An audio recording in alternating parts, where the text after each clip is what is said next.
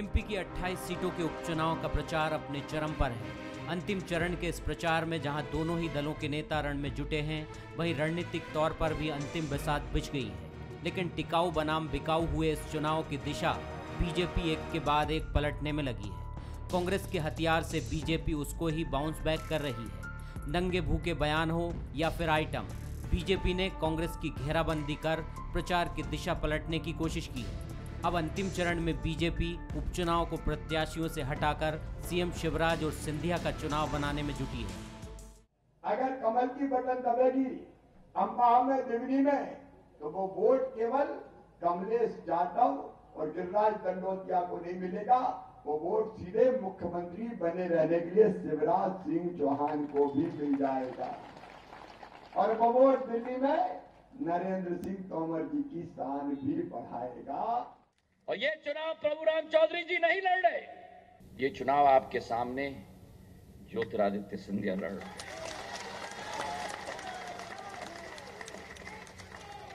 ये चुनाव आपके सामने शिवराज सिंह चौहान जी लड़ रहे हैं। बीजेपी में कहा जाता है कि प्रत्याशी नहीं पार्टी चुनाव लड़ती है, लेकिन चुनावी बिसात बिछाने में माहिर बीजेपी ने मतदाताओं की मंशा भांपकर प्रचार की चाल बदल ली है। दूसरी तरफ मैदान में अकेले कमलनाथ दिखाई देते हैं। बीजेपी के इस नए पैंतरे की तोड़ कांग्रेस लाएगी या नहीं, आगे सामने आएगा, लेकिन कांग्रेस इस पर तंज कसने से नहीं चूक रही है। ये बीडी शर्मा से पूछना चाहिए कि महाराज सिंधिया जी कह रहे हैं ना कांग्रेस लड़ रही है ना भाजपा लड़ रही है। राजनीतिक बयानबाजी अपनी जगह है, लेकिन मुद्दों और अपने अगले विजन से ज्यादा कांग्रेस शुरू से ही भावनात्मक कार्ड खेल रही है। जब से सिंहासन से आसन पर आई, अपने पूर्व साथियों को गद्दार और बिकाऊ साबित करने पर तुली है। लोकतंत्र की हत्या जैसे आरोप भी कांग्रेस ने लगाए।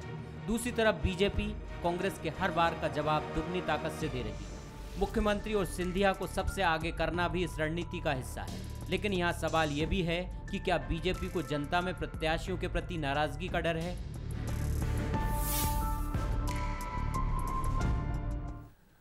नमस्कार, मैं हूं शरद द्विवेदी और हमारा आज का मुद्दा है शिवराज महाराज का चुनाव। तो आपने देखा कि किस तरह से इस उपचुनाव, जो किसी भी मायने में मुख्य चुनाव या आम चुनाव से कम नहीं है, वहां पर मुख्यमंत्री शिवराज सिंह चौहान और बीजेपी के सीनियर लीडर और सांसद ज्योतिरादित्य सिंधिया जिस तरह कह रहे हैं कि ये चुनाव हम लड़ रहे हैं। और जाहिर तौर पर जब आप ये बात कहते हैं तो आप लोकल या स्थानीय स्तर पर जो उम्मीदवार खड़ा है, आप चाहते हैं कि अगर उसकी कुछ तथाकथित ऐसी चीज़ें हैं जिनको लेकर नाराज़गी है या हो सकती है, तो वो चीज़ें डाइल्यूट हों, वो न्यूट्रल हों, उदासीन हों। और वो चेहरा, जैसे हमने देखा कि चाहे 2014 हो या 2019 हो, बीजेपी ने केंद्र में ये चुनाव जीता तो सिर्फ और सिर्फ नरेंद्र मोदी जी के चेहरे पर ये चुनाव जीता। तो ये दोनों नेता भी मध्य प्रदेश में ये कोशिश कर रहे हैं कि चूंकि प्रत्याशी चयन बीजेपी के पास इसके लिए कोई विकल्प नहीं था कई सीटों पर, क्योंकि जो चेहरे कांग्रेस छोड़कर बीजेपी में आए वही चेहरे प्रत्याशी होने ही थे, और ये बात शुरू से मालूम थी। और यही वजह रही कि उनके साथ जो कुछ चीज़ें ऐसी भी जुड़ी रहीं जिनको लेकर सवाल उठते रहे हैं, तो उसका खामियाजा कहीं इस चुनाव में बीजेपी को न भुगतना पड़े। तो ये भी एक बेहतर रणनीति मानी जाती है। कितनी कारगर होगी ये वक्त बताएगा। लेकिन हम बराबर देख रहे हैं कि मुख्यमंत्री शिवराज सिंह चौहान और सांसद ज्योतिरादित्य सिंधिया, पूर्व केंद्रीय मंत्री, बराबर ये बात कह रहे हैं कि आप हमें देखिए। और सिंधिया साहब ये भी कहते हैं कि यहाँ से मैं चुनाव लड़ रहा हूँ और मुख्यमंत्री भी लड़ रहे हैं, तो आप इस हिसाब से लीजिए। उसके दूसरे मायने भी होते हैं कि यानी आप एक ताकतवर जनप्रतिनिधि नहीं, एक टिकट पर दो और जनप्रतिनिधियों को आप यहाँ से निर्वाचित कर रहे हैं। तो देखते हैं कितना कारगर होता है ये जो राजनीति की एक रणनीति है। जो मेहमान हमारे साथ हैं उनसे मुलाकात करिए। मेरे साथ भोपाल स्टूडियो में है वरिष्ठ पत्रकार, राजनीतिक विश्लेषक दिनेश गुप्ता जी, उनका बहुत स्वागत है। बीजेपी के युवा नेता और प्रवक्ता कृष्ण गोपाल पाठक जी मेरे साथ हैं, स्वागत है उनका। और ग्वालियर से अजीत सिंह भदौरिया, कांग्रेस के युवा नेता और प्रवक्ता हमारे साथ हैं, उनका भी मैं स्वागत करता हूँ। दिनेश जी, किस तरह देखते हैं आप इस रणनीति को? बड़ी कारगर होती है क्योंकि चेहरा जब पीछे चला जाता है, स्थानीय प्रत्याशी की मैं बात कर रहा हूँ, और उसकी जगह कोई बड़ा चेहरा बीजेपी की अगर हम बात करें तो मुख्यमंत्री या सिंधिया जी सामने आ जाते हैं। किस तरह देखते हैं आप इस रणनीति को? तो देखिए, ये रणनीति तो जो चूँकि बाई इलेक्शन है, हम ये देखते हैं कि आम चुनाव में भी जब एक फेस होता है, मुख्यमंत्री का चेहरा होता है, तो वो भी इफेक्टिव होता है। और बाई इलेक्शन तो बहुत ज़्यादा, ये जो चुनाव है आम चुनाव से भी ज़्यादा बहुत असाधारण सा चुनाव मध्य प्रदेश में लोग देख रहे हैं। तो ये इसमें बहुत महत्वपूर्ण फैक्टर हो जाता है कि कैंडिडेट से ज़्यादा महत्वपूर्ण है कि चेहरा किन को हम चुन रहे हैं। ये तो सबको पता है कि बहुत सारे कैंडिडेट हैं वो ज्योतिरादित्य सिंधिया के साथ पार्टी में आए हैं और सिंधिया जो है उनको लीड कर रहे हैं। तो निश्चित तौर पर उन सिंधिया जी को भी उनको अपनी जवाबदारी ये लेनी है कि ये जो कैंडिडेट हैं इनके जो भी डेवलपमेंट के वादे हैं वो पूरे करेंगे। एक भरोसा होता है चेहरे को लेकर, जो विश्वास होता है बड़े नेता को लेकर, उनको लगता है कई बार क्षेत्र का विकास होगा नहीं होगा, तो उसको रख के, ध्यान में रख के ये सब बातें चुनाव में कही जाती हैं। और हमने ये देखा है कि जैसे शिवराज जी हैं, वो भी जब बाई इलेक्शन में जाते थे तो इसी तरह के बातें करते थे और कई घोषणाएं, कई जो है योजनाओं का शिलान्यास होता था, फिर बहुत सारे काम होते थे। तो इसका एक जो है कनेक्ट होता है, बेसिकली जो जनता से संवाद होना चाहिए, जो संपर्क होना चाहिए, बहुत सारे स्थानीय नेताओं से संपर्क, वो एक बड़ा फायदा पार्टियों को मिलता है। ये एक फायदा पार्टी को जरूर मिलता है। पाठक साहब, आप इसमें क्या जोड़ना चाहेंगे? देखिए शरद जी, भारतीय जनता पार्टी के लिए यह चुनाव चेहरों का चुनाव नहीं है। निश्चित तौर पर यह भारतीय जनता पार्टी की विशेषता है, लेकिन कि कैंडिडेट की सभा में कोई भी प्रचार करने चाहे शिवराज जी चाहे ज्योतिरादित्य जी जाएँ, चाहे नरेंद्र सिंह जी जाएँ, चाहे कैलाश जी जाएँ, या विजयवर्गीय जी जाएँ, या वी.डी. शर्मा जी हमारे प्रदेश अध्यक्ष जी जाएँ, सब यह बोलने के लिए तैयार रहते हैं कि चुनाव भारतीय जनता पार्टी लड़ रही है, कैंडिडेट के साथ हम खुद लड़ रहे हैं। यह कांग्रेस में रीति नीति या कांग्रेस की परंपरा नहीं है। वहाँ तो गुट चुनाव लड़ते हैं, ये फलां गुट का है, ये उस गुट का है, ये उस गुट का है।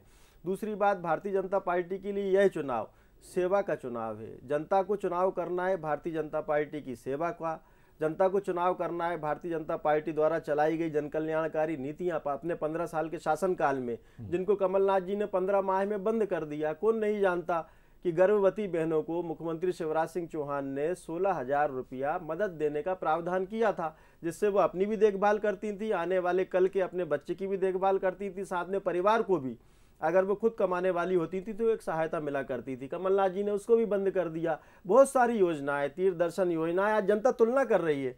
मैं इस चुनाव में शरद जी घूम रहा हूँ, बूथ पे जा रहा हूँ तो देख रहा हूँ जनता वास्तव में तुलना कर रही है। जनता पूछती है और हम जनता से जब संवाद स्थापित करते हैं कि तीर्थ दर्शन योजना किसने चलाई थी, तो वो कहती शिवराज सिंह चौहान ने। बंद किसने की?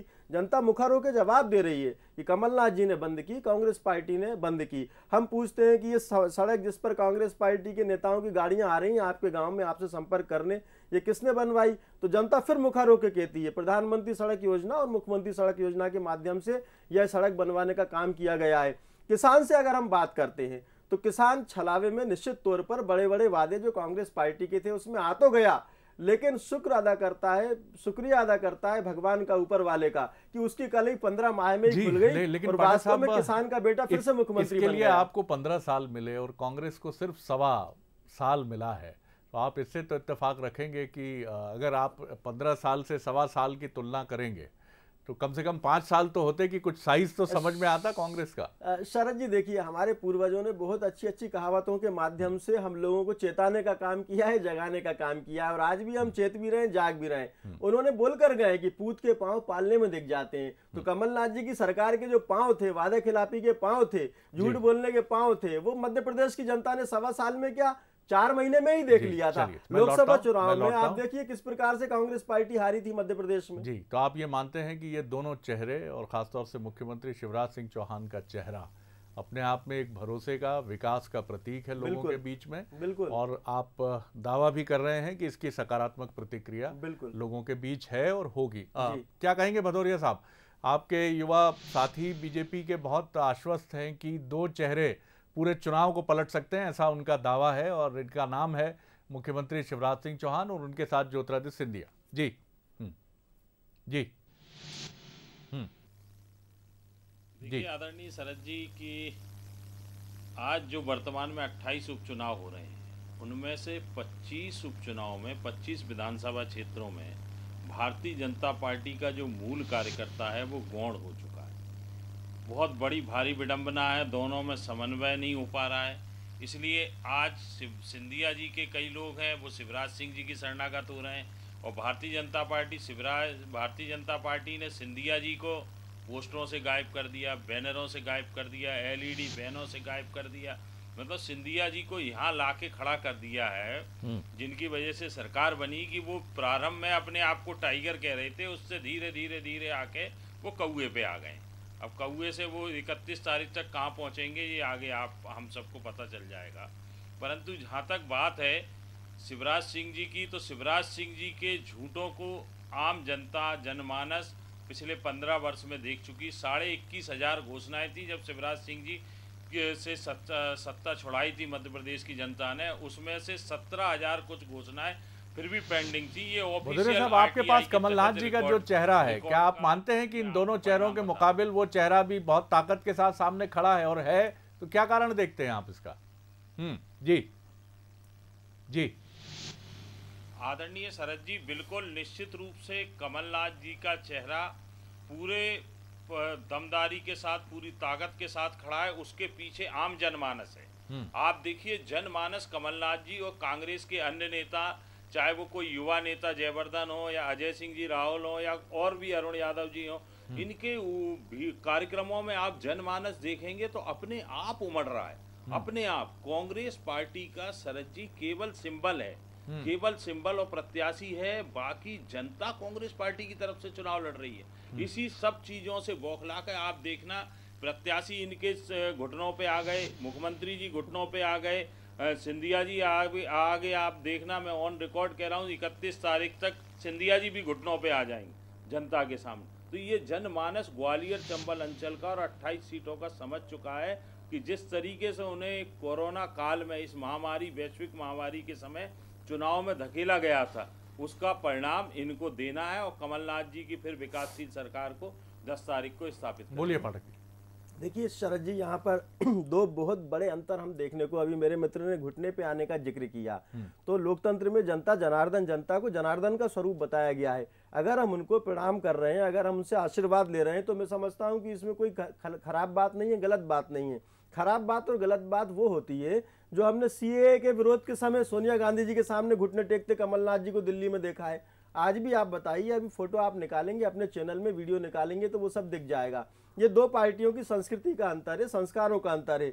हाँ, हम जनता जनार्दन के सामने झुकते हैं क्योंकि हम उनकी सेवा करते हैं, उनके लिए हम समर्पित रहते हैं, उनके लिए हम जन कल्याणकारी योजनाएं बनाते हैं, गरीब माँ बाप को अपना माँ बाप समझते हैं। हमारे मुख्यमंत्री जी खेत से उठकर, खलिहान से उठकर, गांव की पंगडनी से चलकर, धूल में खेलकर मध्य प्रदेश के मुख्यमंत्री बने, भोपाल तक आए। और कमलनाथ जी के बारे में आज मैं व्यक्तिगत बातों पे नहीं जाना चाहूँगा, कहाँ से आए हैं सब जानते हैं। यही दोनों पार्टियों के मूल विचारों में अंतर है, कार्यशैली में अंतर है, रीति नीति में अंतर है। और मेरे मित्र अभी भारतीय जनता पार्टी की कार्यकर्ताओं की बात कर रहे हैं, तो मेरे मित्र, आप भारतीय जनता पार्टी के कार्यकर्ताओं को परख भी नहीं पाएंगे, पहचान भी नहीं पाएंगे, क्योंकि भारतीय जनता पार्टी का शरद जी कार्यकर्ता वो कार्यकर्ता है जो किसी नेता के लिए काम नहीं करता, नेता के लिए काम नहीं करता। जी दिनेश जी, कांग्रेस जो है उसने प्रत्याशियों के चयन पर बड़ा जोर लगाया। जैसा मैंने पहले भी कहा कि बीजेपी के पास करीब करीब 22 सीटों पर, 2 दर्जन के आसपास सीटों पर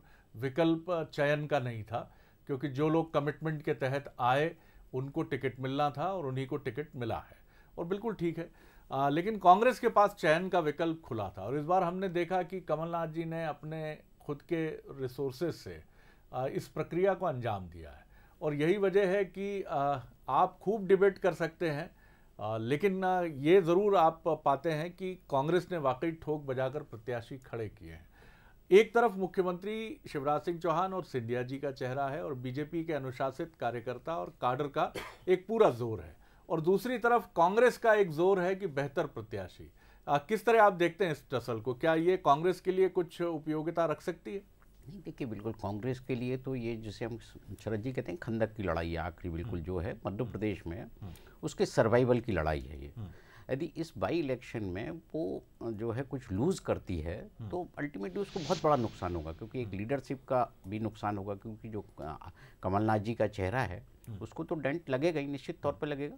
और जो पार्टी है उसके कार्यकर्ता का मनोबल भी कमज़ोर होगा, क्योंकि एक तो वैसे ही वो कांग्रेस पार्टी इस क्राइसिस स्टेज से गुजर रही थी कि नई लीडरशिप सामने नहीं आ पा रही। जैसा भारतीय जनता पार्टी में हम देखते हैं ना कि 2-3 चेहरे बहुत बदल चुके हैं, पीढ़ी में परिवर्तन आ गया, लेकिन कांग्रेस पार्टी में वो हुआ नहीं है। तो उनकी चिंता भी यही है कि जो है एक लीडरशिप हमारे पास कैसी रहेगी, जो स्थापित नेतृत्व जिसे हम कहते हैं ना। तो इसलिए आप देखिए कि कमलनाथ जी पूरी कोशिश कर रहे हैं। उन्होंने कैंडिडेट के सिलेक्शन से लेके जो उनको लग रहा था कि हम जो है दूसरे दल का यदि कोई व्यक्ति है तो उससे उन्होंने परहेज नहीं किया। भले ही वो ये मुद्दा बना रहे हों कि दल बदल मुद्दा हो या खुददारी गद्दारी, ये जो विषय हैं ये सब चुनाव में रिमार्क के लिए होते हैं। बेसिकली ये इशू कितना बन पाते हैं ये जनचर्चा का विषय रहता है। इशू तो जब आप देखते ना, जैसे ग्वालियर चंबल में जाएंगे या आप खंडवा खरगोन में कहीं भी जाएंगे तो कास्ट फर्स्ट हो जाती है।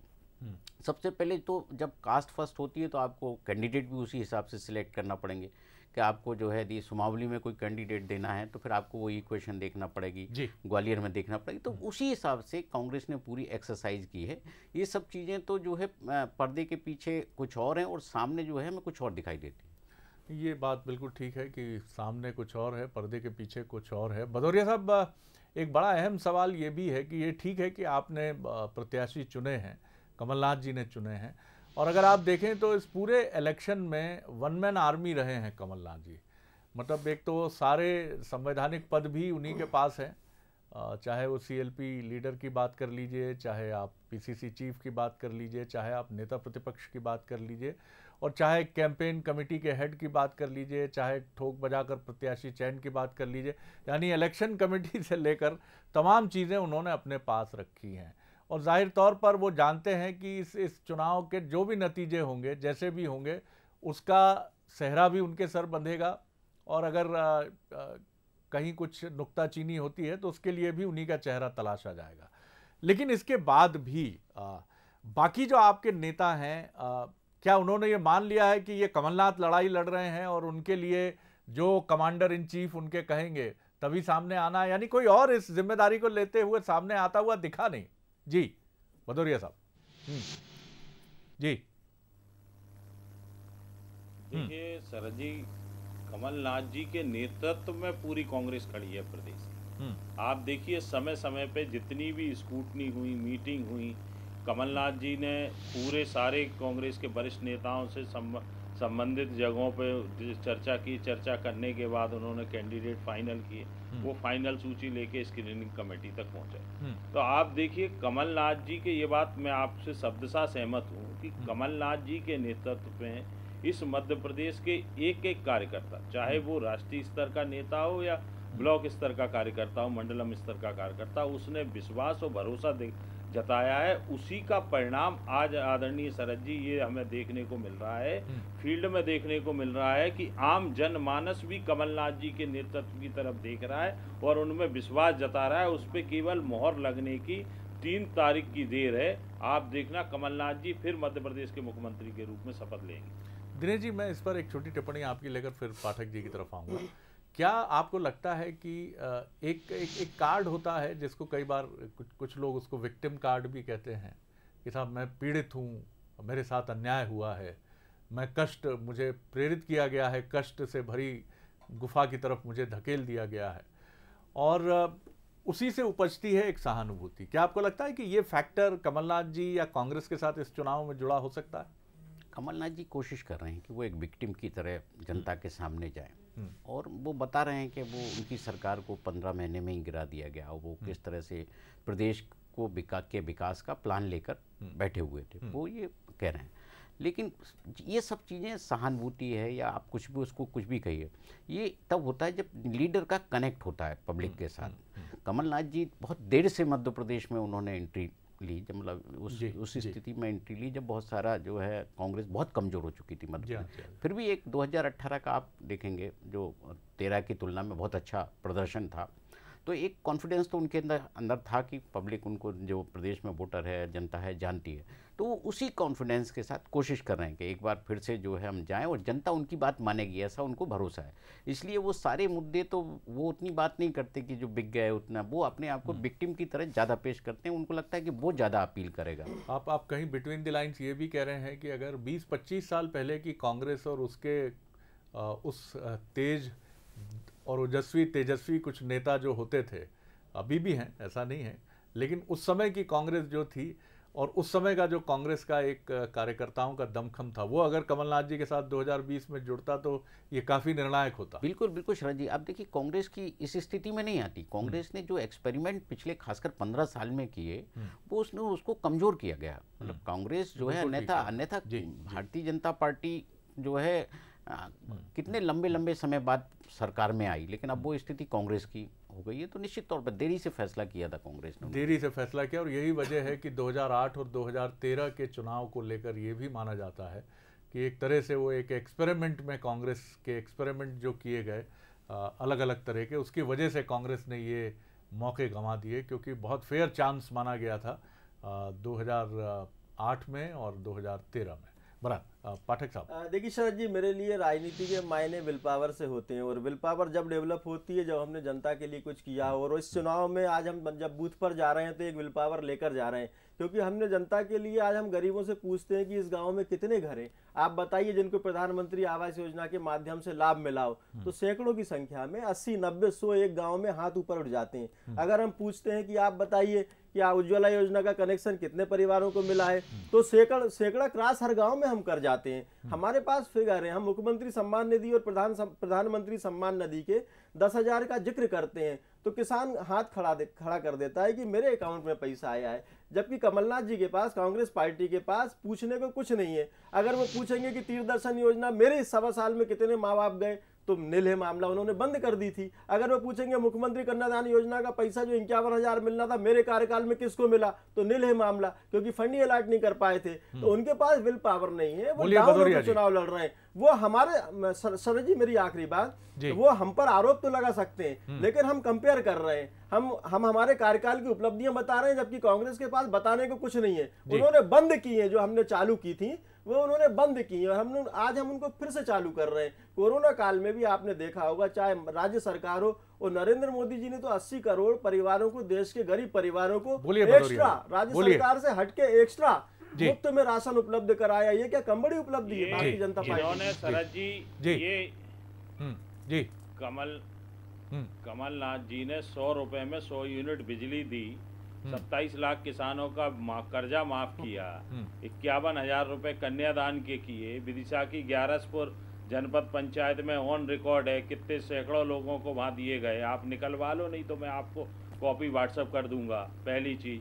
दूसरी चीज, आप जनता के बीच जाके क्या कह रहे हैं? जनता सवाल कर रही है कि इस वैश्विक महामारी में ये चुनाव क्यों धकेल दिए, ऐसी क्या जल्दी थी? 15 साल राज किया, 5 साल इंतजार नहीं कर पाए थे आप लोग? कि क्या जरूरी था कि इतनी जल्दी आपको सत्ता की भूख थी, जो सत्ता पर हासिल करने के लिए आपने इस आम जनमानस को कोरोना काल में आपने धकेल दिया। आज कोरोना का किस तरीके से ब्लास्ट हो रहा है इस पूरे अंचल में, ये जनमानस भुगत रहा है, वो समझ रहा है। आपको बेड तक उपलब्ध नहीं है, बिस्तर उपलब्ध नहीं है, आप अभी भी जुमलेबाजी कर रहे हैं इस वैश्विक महामारी से। जो वैक्सीन बना नहीं है, उस वैक्सीन को फ्री बांटने का जुमला आप जनता के बीच में कर रहे हैं। तो जनमानस ये समझ चुका है। आदरणीय पाठक जी, मैं बहुत विनम्रता के साथ आपसे निवेदन करूंगा कि जनता आपको जवाब देने को बैठी है 3 तारीख को अपने लोकतंत्र की रक्षा के लिए। जी, वो बोल दीजिए। शरद जी देखिए, कोविड-19 से निपटने के लिए मध्य प्रदेश सरकार ने हर जिला मुख्यालय पर, गरीब हो या मध्यम वर्गीय हो या बड़ा व्यक्ति हो, सबके लिए मुफ्त में कोरोना का इलाज कराने का काम किया। आज मध्य प्रदेश कोरोना को जो ठीक होने का रेट है, ग्रोथ रेट, जो सर्वाइव रेट है, उसमें देश में नंबर 1 है। ये हमारी तैयारियां थी। आप देखिए पूरे देश में मजदूरों का पलायन हुआ, मजदूर परेशान हुए। महाराष्ट्र में जहां कांग्रेस पार्टी की सरकार थी, मजदूर परेशान हुए, लेकिन मध्य प्रदेश में एक भी आप ऐसा केस लाकर बता दीजिए जहां मध्य प्रदेश सरकार के कारण मजदूर परेशान हुए। महाराष्ट्र सरकार तो अपने मजदूरों को मध्य प्रदेश की बॉर्डर पे आकर छोड़ गई। हमने उनको सहारा दिया, मध्य प्रदेश सरकार ने उनको सहारा दिया। बहुत धन्यवाद करता हूं पाठक साहब, धन्यवाद भदौरिया जी, और धन्यवाद दिनेश गुप्ता जी। निश्चित तौर पर ये चुनाव कई मामलों में बहुत महत्वपूर्ण है, लेकिन चुनाव के साथ कुछ चीज़ें और भी जुड़ती हैं, और आज के प्रचार के, टेलीविज़न के, डिजिटल मीडिया के इस युग में एक तो सूचना बहुत इम्पॉर्टेंट है, और दूसरा ये भी बहुत इम्पॉर्टेंट है कि जनता बहुत सारी चीज़ें भी देखना चाहती है, और वो कई बार उस पार्टी की तरफ सहानुभूति से भी देखती है जो पार्टी विपक्ष में लंबे समय तक रही और अब फिर विपक्ष में है। मैं कांग्रेस की बात कर रहा हूँ। लेकिन उसके साथ वो ये भी देखती है कि राष्ट्रीय स्तर पर उसकी मौजूदगी कैसी है और राष्ट्रीय स्तर पर उसके नेताओं का कद और प्रभाव किस तरह का है। दूसरी तरफ अगर आप बीजेपी की बात करें तो बीजेपी कांग्रेस की तुलना में बहुत स्ट्रांग पोजीशन में है, तो निश्चित तौर पर बीजेपी के चेहरे कहीं ना कहीं मायने ज़रूर रखते हैं या रख सकते हैं। तो ये चीज़ें भी महत्वपूर्ण हैं। और दूसरा, प्रचार और डिजिटल मीडियम के ज़रिए लोगों तक पहुंचने में, अपनी योजनाओं को पहुंचाने में बीजेपी इसमें काफ़ी आगे है। और दूसरा, एक व्यक्तित्व का भी अंतर है जो मध्य प्रदेश में वर्तमान मुख्यमंत्री और पूर्व मुख्यमंत्री का एक कंपैरेटिव स्टडी का अंतर है। अब जनता इन दोनों ही चेहरों को लेकर क्या सोच रही है, और एक और चेहरा है सिंधिया साहब, बेहिचक हैं, तो इन तीनों चेहरों को लेकर वो क्या सोच रही है, क्या राय बना रही है, इस पे मुहर तो वो 3 नवंबर को लगाएगी, लेकिन हमें पता चलेगा 10 नवंबर को। तो इंतजार करते हैं धैर्यपूर्वक 10 नवंबर का। नमस्कार।